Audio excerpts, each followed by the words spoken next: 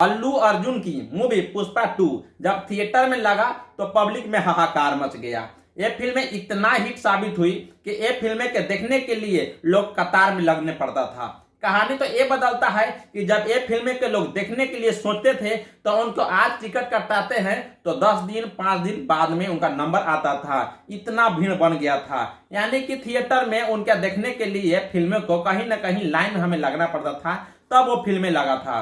कहानी तो ये बदलता है कि दिसंबर महीने यानी 2024 के अंत दिसंबर महीने में फिल्में को रिलीज कर दी थी और ये फिल्में चली तो कहीं ना कहीं बॉक्स ऑफिस पर फाड़ करके कमाई की। अब ये एस्टिमेट की बात करते हैं तो इन्होंने फिल्म में तकरीबन 1700 करोड़ से प्लस कमाई की थी, यानी 1750 करोड़ की लगभग कमाई की थी। यानी इसके पीछे RR बाहुबली सब छो हो गए थे जो फिल्में पुष्पा 2 ने कर दी थी। हालांकि अल्लू अर्जुन के फिल्म पुष्पा ने भी जब 2021 में आई थी तो वो भी बम्पर हिट साबित हुई थी, लेकिन पुष्पा 2 ने एक ऐसी फिल्म बना जो अल्लू अर्जुन कहते हैं कि हमारे कैरियर की सबसे बड़ी फिल्म है और ये फिल्मों को देखकर पब्लिक ने कहीं ना कहीं अलग मुकाम सोचा था। लेकिन कहानी तो तब बदलता है कि जो फिल्में पुष्पा 2 सिनेमा घरों में इतना कमाई की, आखिर वो टीवी पर क्यों नहीं इतना कमाई कर पाया, बात यहाँ बनता है। हालांकि टीवी पर आते ही ये फिल्म खुश हो गई थी क्योंकि जितना लोग का डिमांड था कि इन्होंने जब पर्दे पर लगी तो ब्लॉकबस्टर साबित हुई तो टीवी पर भी ब्लॉकबस्टर साबित होगा, क्योंकि ये जनता का अनुमान लगा था और ये कई भाषाओं में रिलीज की गई थी।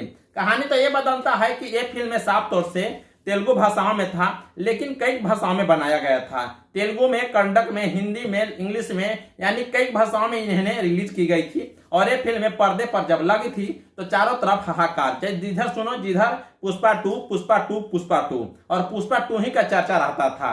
लेकिन जब ये फिल्म पर्दे पर से गायब हुआ और OTT प्लेटफॉर्म में यानी टीवी पर आई तो कहीं ना कहीं फूस हो गया। और इसके साथ में भी एक और फिल्म आई थी, जिस फिल्म का नाम था संक्रांति वासुथानम, जिसमें वेंकटेश हीरो थे और हीरोइन की बात करते हैं ऐश्वर्या राजेश हीरोइन थे।